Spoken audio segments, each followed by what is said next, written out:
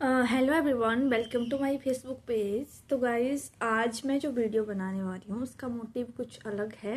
वैसे तो ये चैनल एक आर्ट चैनल है और उसमें मैं आर्ट रिलेटेड कंटेंट अपलोड करती हूँ, लेकिन आज मैं अपने कुछ पर्सनल व्यूज़ शेयर करने वाली हूँ जो मैं फील कर रही हूँ, और मुझे लगता है कि मुझे इस पर बोलना चाहिए। और अपने व्यूज़ शेयर करना कोई बुरी बात नहीं होती है, हमें अपनी चीज़ें पब्लिकली एक्सप्रेस करनी चाहिए जो हम फील कर रहे हैं।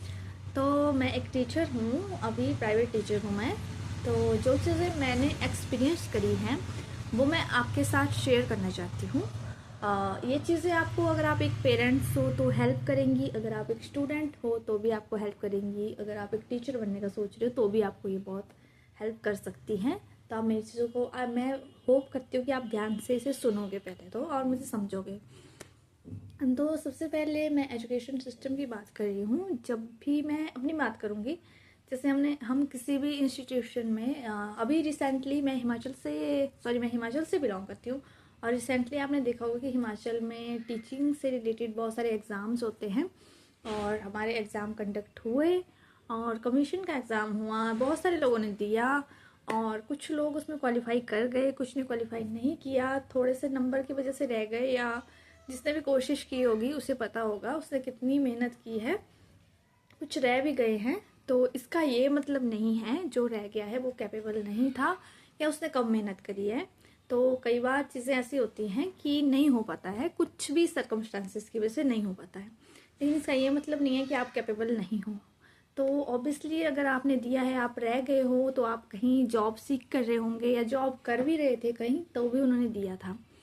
तो बात ये सामने आती है कि अगर आप एक प्राइवेट इंस्टीट्यूशन में एज अ टीचर या स्कूल में पढ़ा रहे हो, तो मैं पहले तो पेरेंट्स को भी बताना चाहूँगी कि जो भी टीचर्स प्राइवेट स्कूल्स में पढ़ा रहे होते हैं उनके बारे में पहले तो मैं बताना चाहूँगी उन्हें क्या क्या फेस करना पड़ता है, और उससे रिलेटेड ये बताना चाह रही हूँ कि उसके जो परिणाम होते हैं, मतलब जो टीचर फेस कर रहा होता है उसके फलस्वरूप आपके बच्चों को भी बहुत कुछ फेस करना पड़ता है। तो आपके बच्चे के साथ ऐसा ना हो रहा हो, या हो भी रहा है तो आप ध्यान देना। सबसे पहले तो जब भी कोई टीचर ज्वाइन करता है किसी स्कूल में, तो पहले उसकी सैलरी की बात करें। तो जब आप किसी भी इंस्टीट्यूशन में जाओगे, प्राइवेट में इंटरव्यू देते हो, तो आपसे पहला क्वेश्चन होता है कि क्या आप फ्रेशर हो या आपका कोई एक्सपीरियंस है।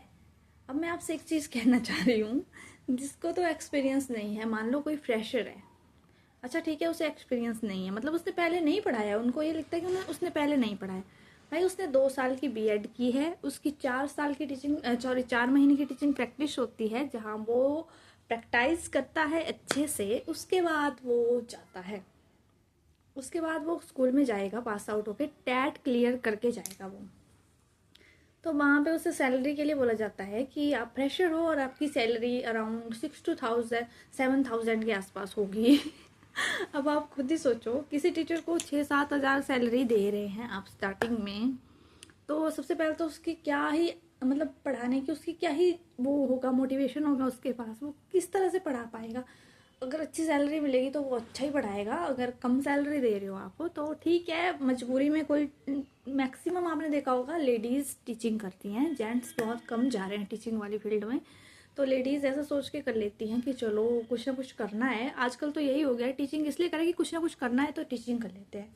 तो वो टीचिंग में चली जाती हैं, टीच करती हैं, 6-7 हज़ार पे भी टीच करते हैं। लेकिन कुछ उसमें ऐसे टीचर, ऐसे लोग भी होते हैं, कुछ लोग ऐसे होते हैं जो सिर्फ मज़े के लिए जॉब कर रहे हैं, टीचिंग कर रहे हैं, जिन्हें सिर्फ ऐसा है कि पैसे मिल रहे हैं और अच्छे से नहीं पढ़ाना है, कोई फ़र्क नहीं पड़ रहा उनको, नॉर्मल चला हुआ है चला हुआ है। लेकिन कुछ ऐसे भी होते हैं जो अच्छे से पढ़ाना चाहते हैं बच्चों को, जो चाहते हैं कि हम एक मीडियम बने और जिन बच्चों को हम पढ़ाएं वो आगे जाके सक्सेसफुल हों, तो उन्हें इन चीज़ों से इफ़ेक्ट पड़ता है। तो मैं उनकी बात करूँगी। तो जब भी जाते हैं स्कूल्स में हम, फ्रेशर्स जाएंगे बीएड के बाद, तो हमें सबसे पहले सैलरी के लिए प्रेशराइज किया जाएगा कि आपको कम सैलरी दी जाएगी, ठीक है। कम सैलरी में भी हम लोग जॉब करते हैं। उसके बाद हमें ये बोला जाता है कि अभी आप फ्रेशर हो तो आपको जैसे कोई टीचर मान लो कोई वहाँ से स्कूल से टीचर चला गया है तो आपको उनकी क्लासेस भी लेनी है। अगर आप साइंस के टीचर बनना चाह रहे हो, टीजीटी साइंस है आपका, मेडिकल है, तो आपको फिर कई बार एसएसटी इंग्लिश और ये भी दे दिया जाता है, कई बार हिंदी भी आपको पढ़ानी पड़ेगी। वो सब ठीक है, मैनेज कर लेता है एक टीचर, हिंदी इंग्लिश पढ़ा लेता है। लेकिन मैं ये पूछना चाह रही हूँ, मैं आप पेरेंट्स से ये पूछना चाह रही हूँ कि आपका बच्चा स्कूल में जा रहा है, आप उसकी फीस दे रहे हो, तो आप वहाँ पे एंश्योर ये क्यों नहीं करते हो, वहाँ पे उस टीचिंग फैकल्टी से, जो भी वहाँ के हेड होते हैं, वहाँ से आप ये एंश्योर क्यों नहीं करते हैं पेरेंट्स कि क्या वहाँ पे वहाँ का पूरा स्टाफ है या नहीं है। कहीं हमारे बच्चे को कोई एडजस्टमेंट वाली क्लास, एडजस्टमेंट वाला टीचर तो नहीं पढ़ा रहा है, कहीं वहाँ पे साइंस का टीचर 1 मंथ के लिए है, या कोई और टीचर उसे साइंस तो नहीं पढ़ा रहा है, मतलब जिसकी कोई और ही फील्ड है, या कोई एसएसटी कोई और ही तो नहीं पढ़ा रहा है। तो ये आपके बच्चे की स्टडी पे उसका इफेक्ट पड़ेगा। और टीचर्स को पढ़ाना पड़ता है क्योंकि उन्हें अपनी जॉब, या तो सबको अपनी जॉब प्यारी होती है, तो ऑब्वियसली टीचर पढ़ाते हैं। और मुझे लगता है कि आपके बच्चे के साथ जस्टिस नहीं होता, आपके बच्चे के साथ ये जस्टिस नहीं है, तो इसलिए आप जाइए स्कूल में। मैक्सिमम पेरेंट्स को मैंने देखा है वो स्कूल नहीं जाते हैं अपने बच्चों के बारे में, उन्हें ये तक नहीं पता होता है कि हमारा बच्चा कौन से सब्जेक्ट में वीक है, हमारे बच्चे के कितने मार्क्स हैं। वो लास्ट में रिजल्ट वाले दिन रिपोर्ट कार्ड लेने आते हैं, वहाँ पे उन्हें अच्छे नंबर दिख जाते हैं। ऑब्वियसली कोई भी इंस्टीट्यूशन होता है वो अच्छे से पेपर सेट करता है, बहुत ईजी वे में करता है, वो हर एक कोशिश करता है कि वहाँ का रिजल्ट अच्छा जाए। तो आप लोग पहले तो जब भी आपके बच्चे का पेपर हो रहा है, आप उससे पूछिए, आप ये भी देखिए कि पेपर किस लेवल का सेट हो रहा है। अगर इजी लग रहा है आपको कि आसानी से आपका बच्चा कर रहा है, तो आप बोलिए कि थोड़ा सा पेपर का लेवल थोड़ा हाई कीजिए, थोड़ा अच्छा सा लेवल रखिए मेंटेन करके, ताकि बच्चा और गेन कर पाए।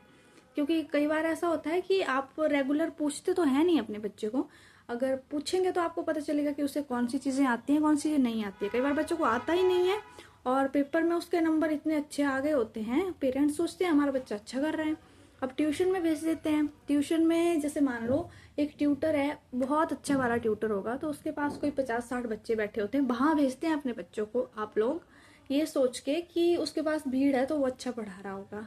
अब आपको क्या पता है कि वो 2-3 घंटे में आपके बच्चे को कितने मिनट दे पा रहा है। तो पेरेंट्स से मैं ये कहना चाह रही हूँ कि आप स्कूल में रेगुलर जाइए, टीचर्स से मिलिए, जैसे वीक में 1 टाइम आप स्कूल जाइए, विजिट कीजिए, अपने बच्चों के लिए टाइम निकालिए और टीचर्स के साथ इंटरेक्ट कीजिए कि हमारा बच्चा इस सब्जेक्ट में अच्छा क्यों नहीं कर पा रहा है। कुछ कमियाँ पेरेंट्स की होती हैं, कुछ कमियाँ टीचर्स की होती हैं, तो दोनों तरफ से अगर बराबर इंटरेक्शन होगा तो ही आपका बच्चा अच्छा कर पाएगा।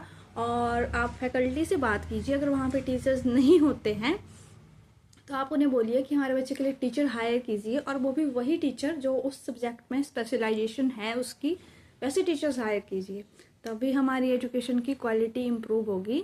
नहीं तो मैंने ऐसा देखा कि स्कूल्स में ये ज़्यादा फोर्सफुली ये कहा जाता है, टीचर्स को भी कहा जाता है, प्रेशर डाला जाता है कि आप एडमिशन्स करवाइए, बच्चों को स्कूल में खींचिए तो आपकी सैलरी बढ़ा देंगे, आप जितने बच्चों का एडमिशन करवाएंगे तो उतनी आपकी सैलरी में इंक्रीमेंट लगेगा। तो टीचर्स जो है वो ऐसी कोशिश करते हैं कि हर साल हमारे स्कूल में नए नए बच्चे आएँ, और जैसे ही रिजल्ट आउट होता है तो पैम्पलेट लेके निकल जाते हैं ढूंढने नए बच्चे, और फिर जो पुराने होते हैं वो ड्रॉप आउट कर जाते हैं, तो उससे कोई इफेक्ट नहीं पड़ता। पुराने बच्चे अगर स्कूल छोड़ के जा रहे हैं, उन्हें लग रहा है कि हमारा बच्चा अच्छा नहीं कर रहा है, तो वो नए बच्चे ग्रैब करके स्कूल की स्ट्रेंथ मेंटेन कर लेते हैं। लेकिन जिसमें ज़्यादा जो फ़र्क पड़ता है वो पड़ता है बच्चों की स्टडी पे। तो मैं तो यही कहना चाहूँगी कि शुरू से जब भी स्कूल में जा रहे हो, बच्चे को एडमिशन करवा रहे हो, स्टार्टिंग से जाके हर हफ्ते अपने स्कूल में, बच्चों के स्कूल में जाइए, हर महीने जाइए, मीटिंग कीजिए, अपने बच्चों को घर पे जाके पर्सनली पूछिए कि आप पढ़ा रहे हैं स्कूल में या नहीं पढ़ा रहा है, और जिस टीचर की ड्यूटी है वो चीज़ पढ़ा रहा है या नहीं पढ़ा रहा है। और जो आप लोग टीचर बीएड करके स्कूल में जा रहे हो, मैं आपसे भी ये कहना चाहती हूँ कि अगर आपको ये कोई कह रहा है कि आप एक्सपीरियंस्ड नहीं हो, आपके पास नॉलेज नहीं है, तो प्लीज़ आप, सबसे पहले तो मैं यही कहूँगी कि आप उन्हें बताइए कि हमें 2 साल में बहुत अच्छे से सिखाया जाता है। 2 साल हमारे यूं ही इन्वेस्ट नहीं किए होते हैं हमने, हमें 2 साल में यही ट्रेनिंग दी जाती है कि हमने कैसे पढ़ाना है, किस तरह पढ़ाना है, और हमें वेल प्लान्ड तरीके से बताया जाता है कि आगे जाके किस तरह के बच्चों से हमें डील करना है और हमें उन्हें कैसे हैंडल करना है। बहुत अच्छे से हमें पढ़ाया गया होता है, बहुत अच्छे से लेसन प्लान प्रिपेयर करवाए होते हैं।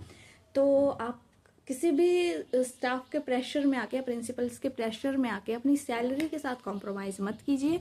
अगर आप खुश नहीं हैं तो जॉब क्विट कीजिए, आपके पास बेटर ऑप्शन होंगे। आप अपने ऊपर वर्क कीजिए, अपने स्किल्स के ऊपर वर्क कीजिए। अगर आप अच्छा करते हैं, अच्छा पढ़ाते हैं, तो मुझे नहीं लगता कि आपको कहीं भी, आप एक डेमो से ही दिखा देते हैं कि आप कितने अच्छे से पढ़ा पाते हैं, तो आपको ये ज़रूरत नहीं है कि सैलरी के साथ कॉम्प्रोमाइज़ करिए आप लोग। So that's it. मैं, अगर आपको ये चीज़ें इन्फॉर्मेटिव लगी, आपको मेरी बातें समझ आई होंगी, तो प्लीज़ आप अपने बच्चों के लिए थोड़ा सा अवेयर होइए, क्योंकि मैं ये चीज़ें फेस करके आ रही हूँ और कल को मेरे भी बच्चे होंगे और मैंने ये चीज़ें देखी। तो मैं चाहती हूँ कि जिन लोगों को नहीं पता है, प्लीज़ से वो अपने बच्चों पे ध्यान दीजिए, क्योंकि बच्चों की एजुकेशन से आगे कुछ नहीं है। आप बच्चों के लिए कमा रहे हो, और अगर आपके बच्चों को अच्छी एजुकेशन नहीं मिल रही है, इतनी फीस भरने के बाद भी अगर कॉम्प्रोमाइज़ कर रहे हैं वो किसी स्कूल में, तो आप स्कूल चेंज कीजिए, या तो आप वहाँ जाके पूछिए, इंक्वायरी कीजिए। Thanks for watching, bye.